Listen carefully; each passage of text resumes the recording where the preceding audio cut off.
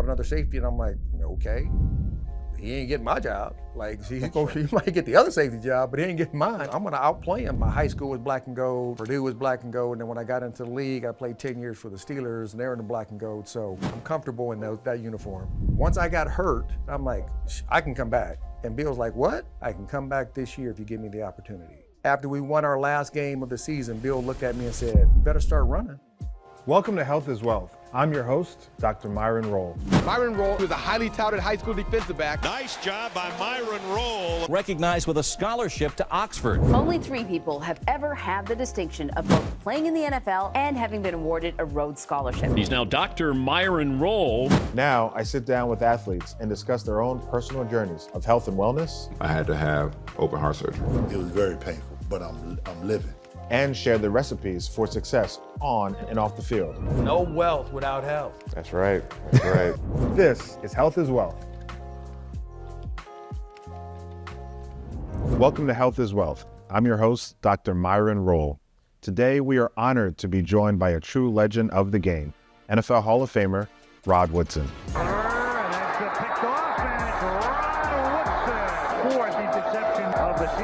Throughout his remarkable career, Rod has not only dominated the field with unmatched discipline, but has also dedicated himself to making a lasting impact off it. As a passionate advocate for men's health, Rod has actively participated in national awareness campaigns, using his platform to emphasize the vital importance of preventative care and healthy living. Before he joins us, here's a little more on today's guest, Rod Woodson.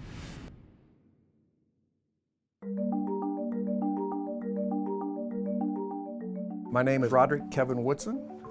Grew up in Fort Wayne, Indiana.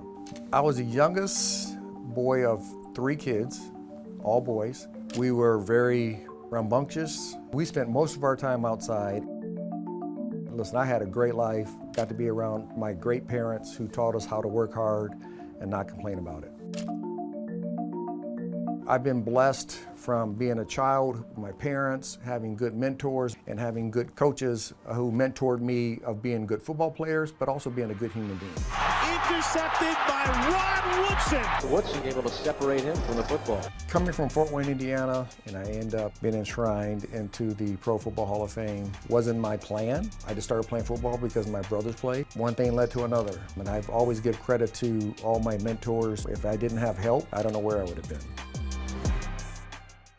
Rod, I just want to say thank you so much for being on Health as Well. Thanks for joining us here, brother. Man, I appreciate you, man, and I just want to start this thing off saying that I am very proud of you, man. First of all, your career that you had in the National Football League, but letting everybody know football players are more than just putting on a helmet and putting on cleats, and they do a lot more after they get done playing football. That means a lot to me. I appreciate that very much. I want to get into your upbringing and your foundations. Growing up, what were the core values or lessons from your upbringing that helped shape the man that you are today?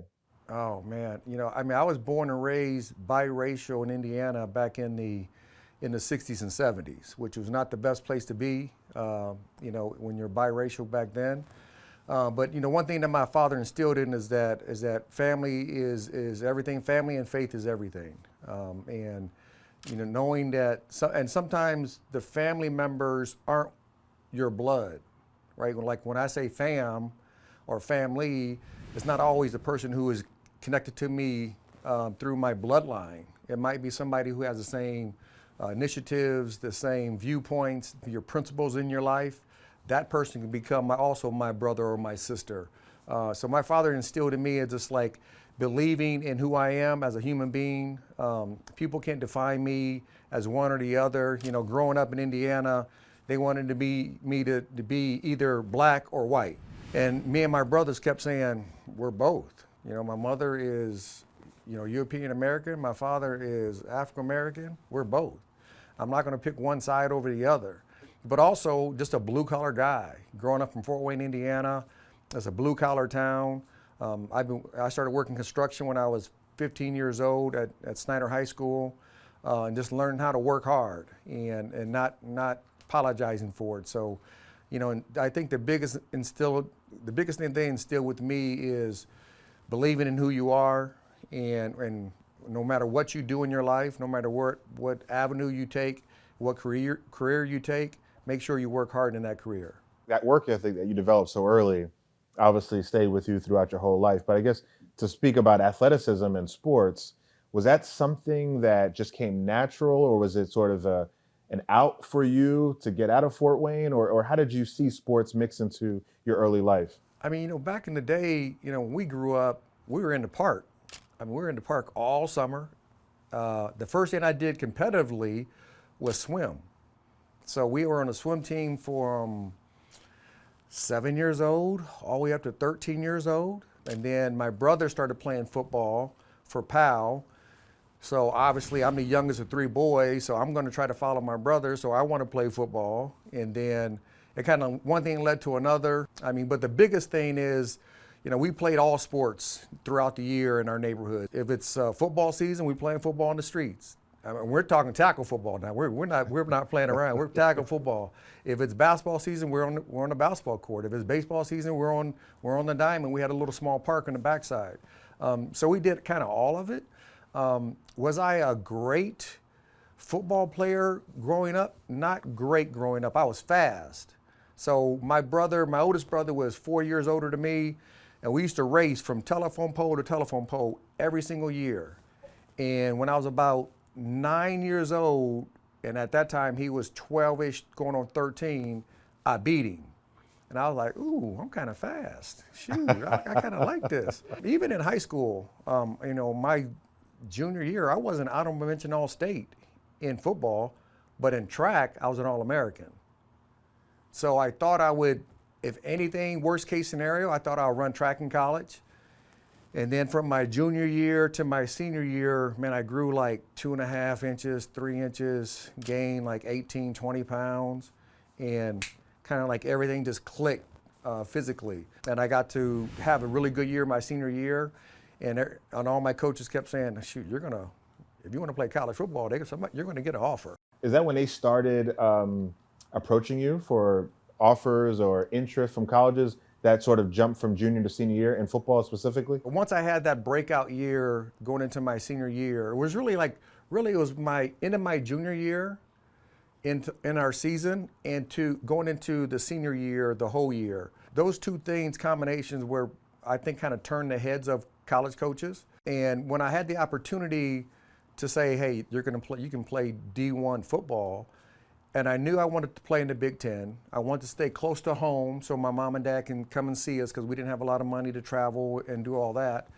And Purdue was a perfect fit for me because they listen, as soon as you sign your scholarship, you're going to be our starting free safety.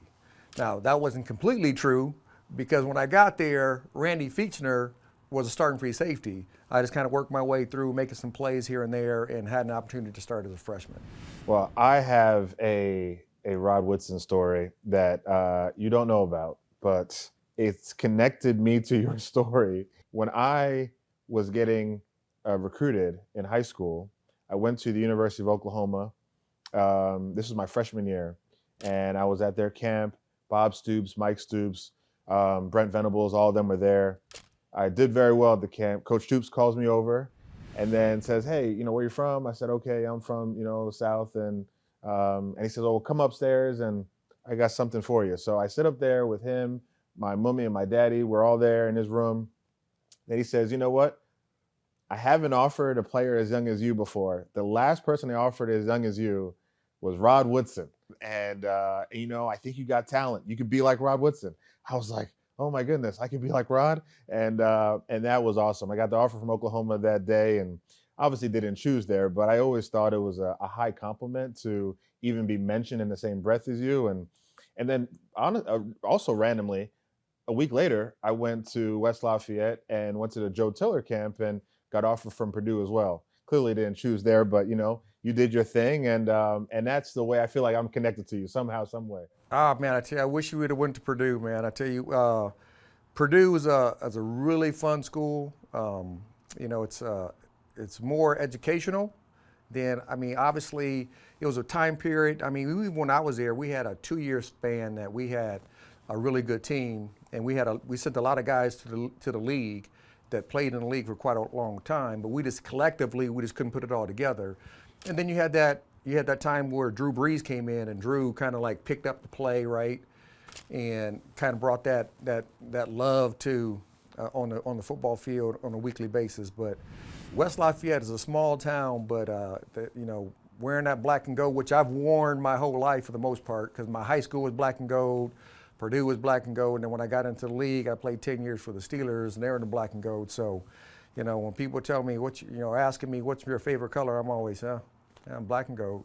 Tell me a little bit about that student athlete, that true student athlete experience that you had at Purdue, and how you feel about it in today's age when there's transfer portals, NIL, people going all over.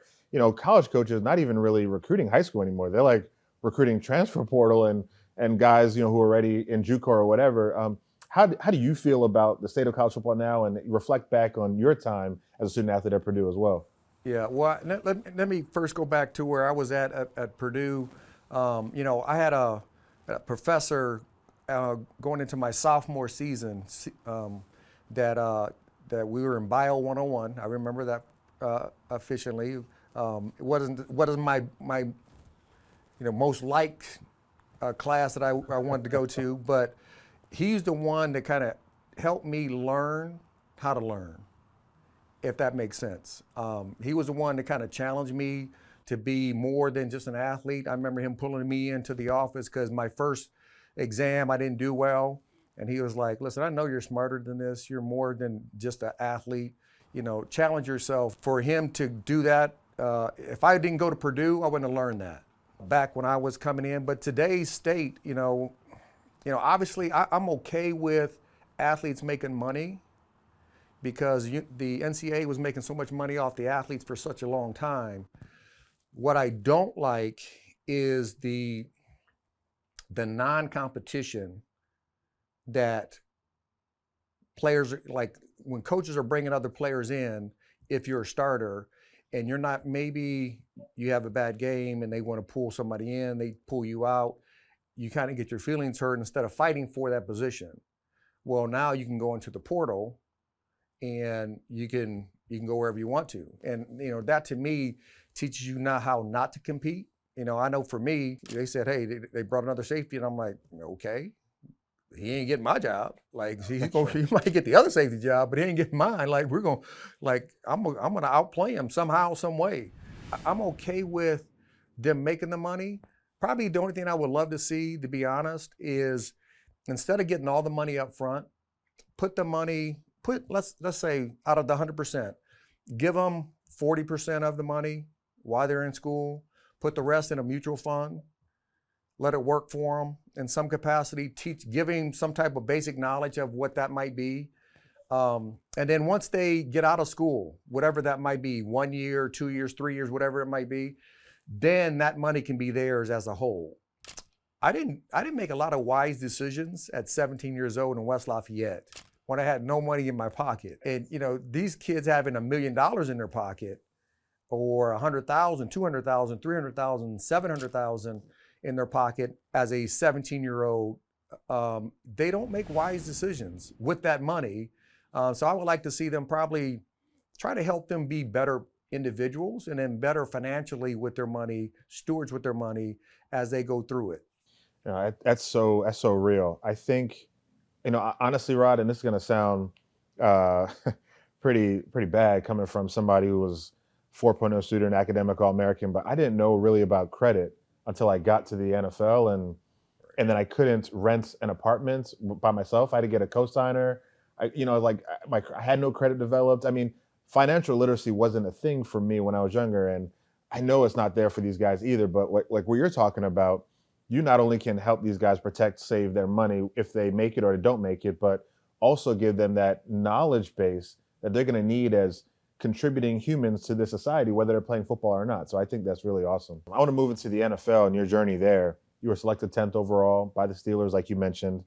Definitely one of the NFL's most storied franchises.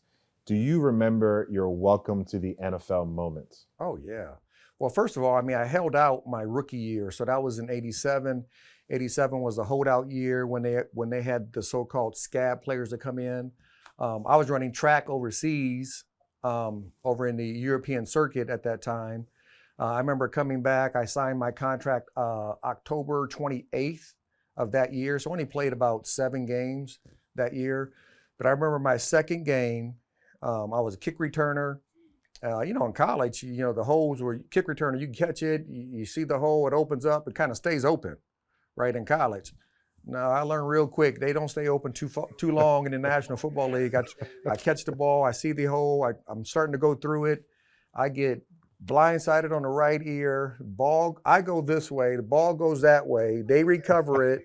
We lose by 3 points because they go in and score because they get the ball on like the 10-yard line. And I remember when I came into when I got to Pittsburgh, John Starworth was still there. Donnie Shell was still there.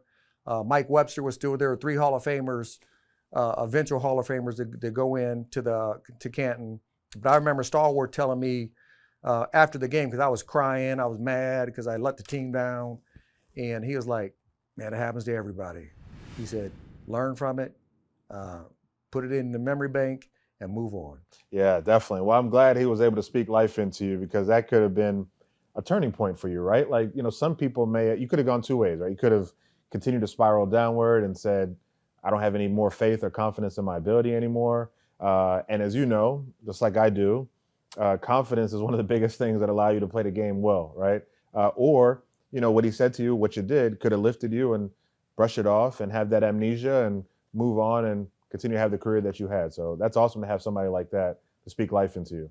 Yeah, I mean, I was blessed throughout my life to have different people as mentors. But then I was blessed to go to Pittsburgh where Chuck Noll was still there as the head coach, right? And he was speaking life, and it was his last 5 years, but he was speaking life into us about getting on with our life's work. He used to say that all the time, get on with your life's work. And then I remember Mean Joe Green was our defensive line coach. Tony Dungy was our defensive back coach and defensive coordinator. But then we had older players as our backups, right? So our older guys, so Stahl was in like year 12, something like that. Mike Webster was like year 15 or something like that. Donnie Shell, I think, was like year 11 or 10 for him. So to have those individuals in my life talking to me, telling me right and wrong and kind of living up to that standard that the Steelers their motto is, the standard is the standard. I've been very blessed and to be guided in a certain path throughout my career, and they kind of kept me going to the right way. Well, I want to jump into some health conversations. I think, the game back then versus now, there's a lot more advancement in technology. There's a lot more evidence-based research and academic published articles that tell you how athletes should maintain their bodies to sustain a long season, to endure, and to even thrive in those long, grueling seasons. Take me to your process and what you saw around the league when you were playing in the 80s, in the 90s. How did guys maintain themselves? How did you maintain yourself to withstand that punishment and come out on the positive end on it? Oh, man, I tell you what, when I first got to Pittsburgh, we didn't have a hot breakfast. I mean, so we were all on our own, right? So, I mean, it was years later that I think we started getting to the more nutritional side of it. I mean, obviously, I was young. I didn't eat great when I first came into the league. I did work out. I mean, I worked out all summer long, from my rookie season all the way through. But then once I got to Carnell Lake, once Carnell Lake came into Pittsburgh with us and we drafted him, Carnell went to UCLA, and Carnell was from California, so he's eating a little bit more healthier than me from being from the Midwest. Lake was more of eating healthier, leaner foods, but then also Lake is working out. So him and I started working out, but then he started teaching me how to maintain a better diet when you're working out throughout the off season and during the season. But back in the day, there was no real nutrition into what we were doing consistently, right? I mean, when I first came into the league, after the game, they used to have big containers of beer that you could pick. You could pick a bag. I'm telling you, you could pick a bag out of there. I'm like, when I first came after the first game, I'm like, is that beer? And they're like, yeah. They would have 2 cold cans of beer in this plastic bag, dipped into one of those huge trash cans that you would see normally in the locker room, just full of ice water, right?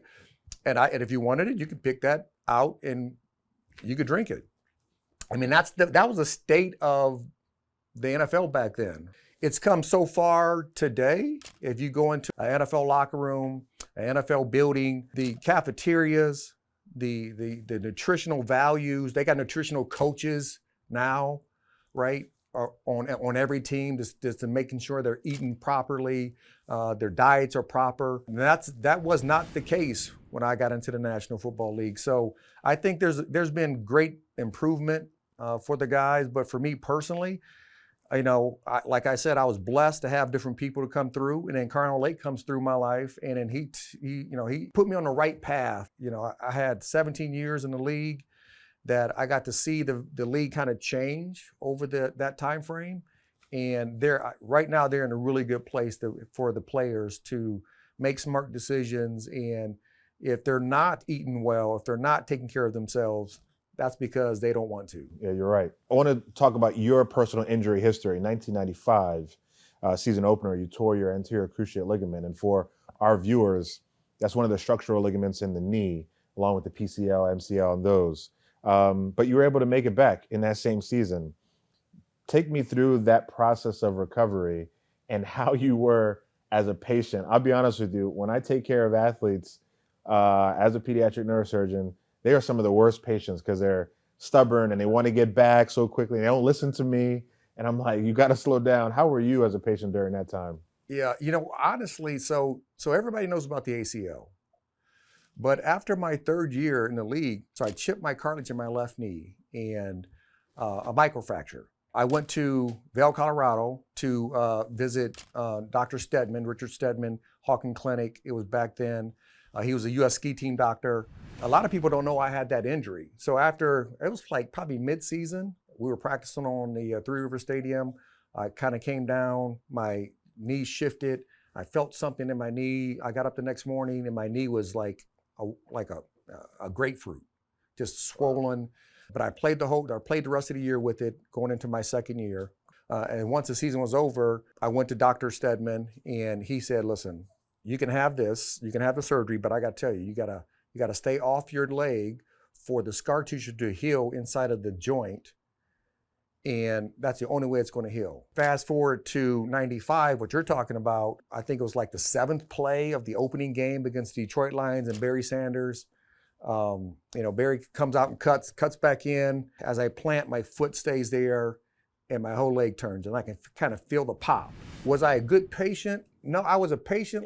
I think my coach in Bill Cowher, Bill was probably the only coach in the National Football League that year that would allow us to play with 52 guys. So, on an active roster, you got 53 guys on an active roster.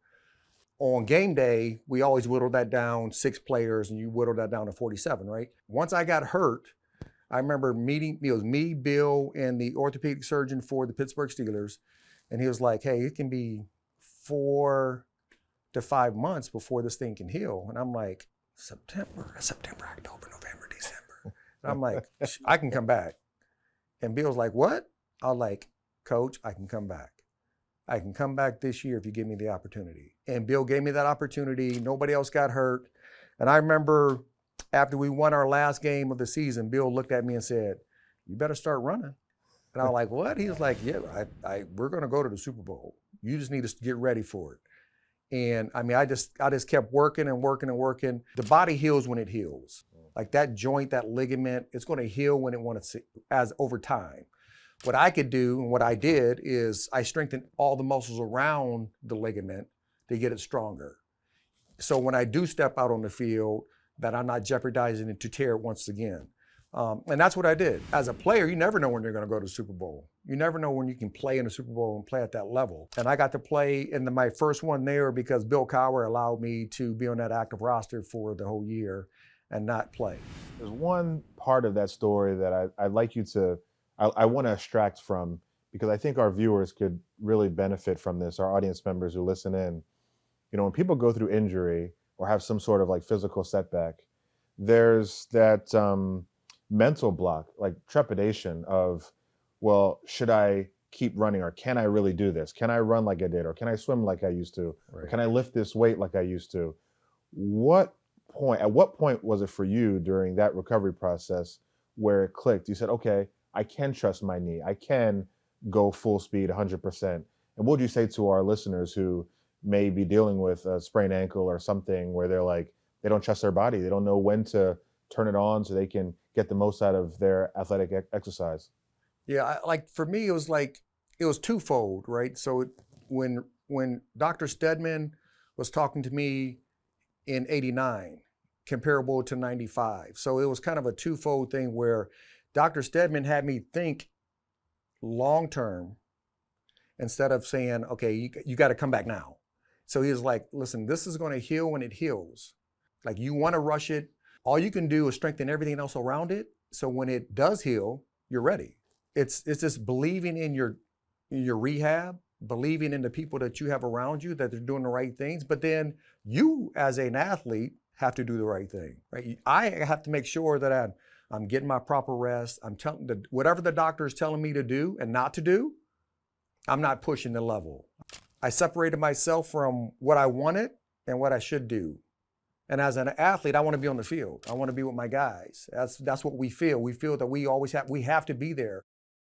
But you can't be there if you're not at 100. I mean, I can't say 100% because we're never at 100% once the season starts. But you want to play at your best, and the only way you can play at your best is when your body's feeling at your best. Once you step on the field, you just have to believe that whatever body part that was hurt, that it's healthy, and that you can go out there and just play. And then, as you know, as an ex-athlete, you can't go out there and play at 90%. You got to go 100% and let the chips fall where they may. I want to transition to your post-NFL and your advocacy work that you've been doing. You're a passionate advocate for men's health. What drove you to use this platform that you have to champion causes like that? Oh, heck, more so than anything, on my dad's side of the family, the men don't live real long. So my dad died at 64.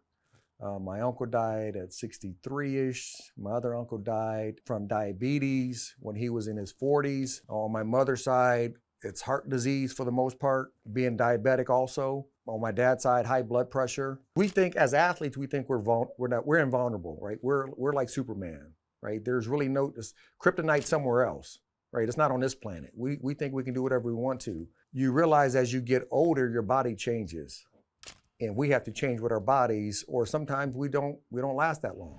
I wanted to tell the men, not just our alumni, but all the men out there in the world that, hey, as we get older, it's okay to get older, but let's make sure that we're changing, because our bodies are changing. Our bodies are adapting as we get older. We can't do the same things that we did when we were 21. Making sure that we're going to the doctors, making sure our bodies are physically fit, or we're getting our physical exams yearly. And then once we get a sign that maybe something is wrong, let's not be stubborn like men are, because we want to think that no, I'm tough. I can grit this out. No, be smart, go to the doctor, see what's going on, and let him help you combat it. I love that. I love that. That is something that needs to be echoed from here until high water. Now, I do want to touch a little bit more on that last piece, though, because I do think that there has been and continues to be a little bit of a block in men realizing the importance of seeking medical care. And I know in some communities, in the Black community especially, or underserved populations, there's a trust issue, right, with healthcare providers. We saw that during the COVID pandemic, the trust of not getting vaccinated or going to the doctor or whatever the case may be. Rod, what would you say to those men out there, even young boys, young men, when they listen to you about sort of getting over that fear, that trust issue, that disconnect from the healthcare community, and how do they, this is like a two-part question, how would you recommend them getting their healthcare advice? Is it from the barbershop? Is it on social media? Is it somewhere else? How would you recommend them getting their information? I would say, if you surround yourself with good people, when they say something to you and they make a suggestion, it's not because it's not in jest, right? If you've been going to the same barber for 20 years and he says, hey, Rod, you know, you didn't look like this 2 years ago, 3 years ago. You sound different. Right. You're walking differently. You might want to go get checked. Well, don't take that personal. Like, he cares about you as a human being. He wants you to live a better life. So instead of, as men do, we have this pride that gets in our way and it puts up this barrier that we think we're that tough. And I'm like, no, we're not. We're a human. We're one human race, different skin colors and all that stuff, but inside of our bodies, we all the same.